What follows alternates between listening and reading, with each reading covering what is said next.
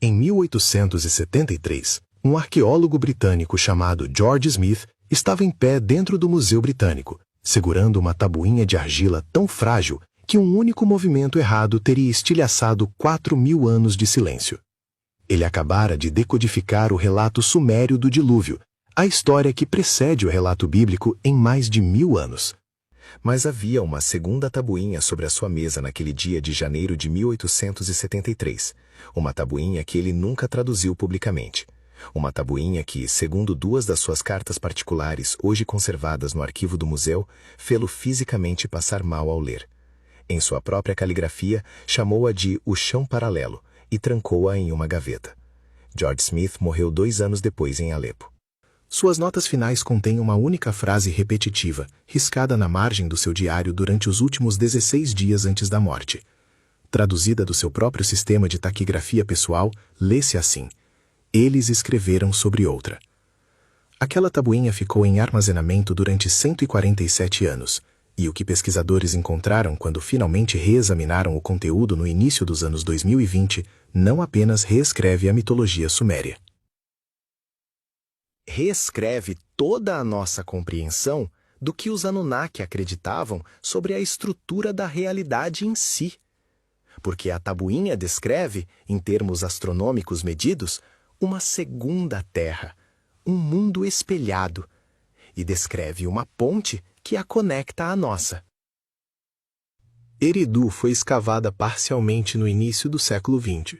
As ruínas físicas confirmam que a cidade existiu, que era extraordinariamente antiga e que continha um templo central dedicado a Enki, o deus sumério mais associado à tecnologia, à engenharia e à transmissão de conhecimento. As tabuinhas administrativas recuperadas dessa região no decorrer dos últimos 100 anos descrevem Eridu não apenas como uma cidade religiosa, mas como uma instalação operacional.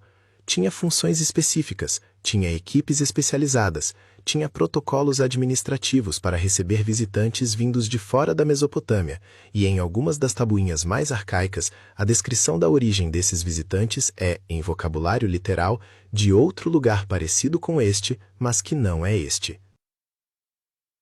A tabuinha que George Smith trancou em sua gaveta em 1873 pertence a essa categoria.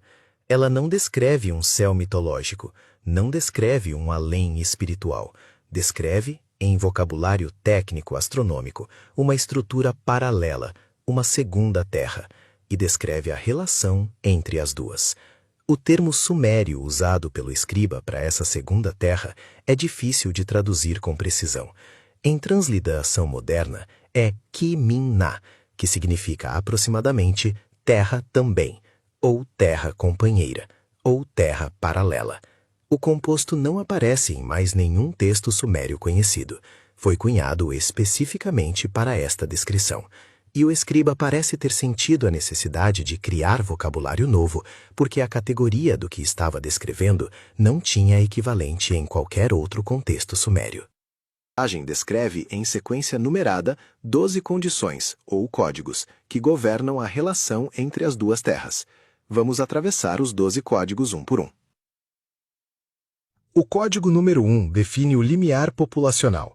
A tabuinha estabelece que, quando a população deste lado excede um número específico, a parede começa a enfraquecer. A parede é o termo usado pelo escriba para descrever a separação física entre as duas terras. O número inscrito na tabuinha, traduzido da numeração sexagesimal suméria para vocabulário moderno, é de aproximadamente 8 bilhões. A população humana global cruzou 8 bilhões em 2022. Em outras palavras, a parede, segundo a tabuinha, começou a enfraquecer recentemente. O código número 2 identifica os sinais iniciais do enfraquecimento. O escriba registra que o primeiro sinal será o que ele chama, em vocabulário sumério, de memória cruzada. Indivíduos do lado de cá começarão a lembrar coisas que pertencem ao outro lado. Crianças serão as primeiras a fazê-lo. Falaram disso há 4.000 anos.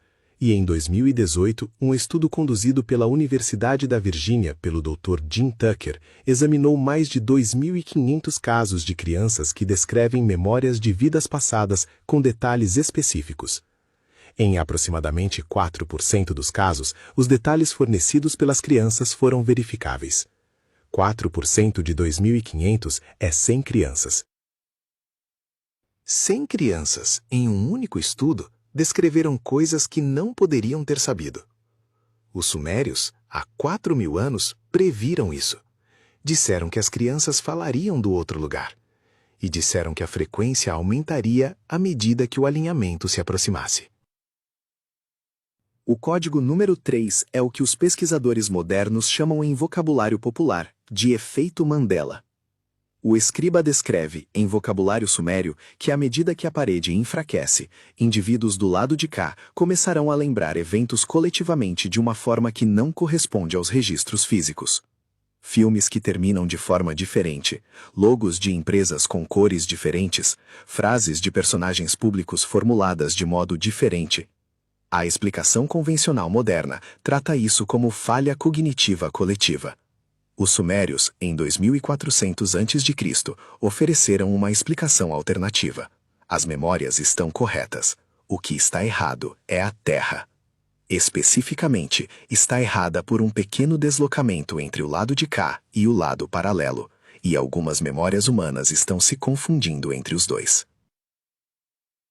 O código número 4 é a coincidência temporal das catástrofes.